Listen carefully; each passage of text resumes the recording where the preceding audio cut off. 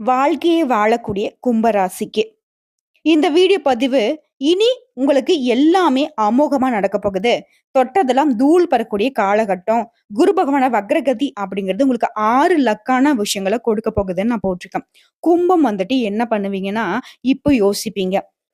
அப்படி நீ சொன்ன 6 விஷயத்துல ஒரு லக்கான விஷயம் எனக்கு நடந்தா கூட, அந்த கடவுள் வந்துட்டு ஏதோ என் பக்கம் திரும்பிட்டாரு போலன்னு நான் யோசிப்பேன். உண்மையா. கடவுள் திரும்புறாரோ இல்லையோ, குரு பகவான் உங்க பக்கம் திரும்பிட்டாருங்க.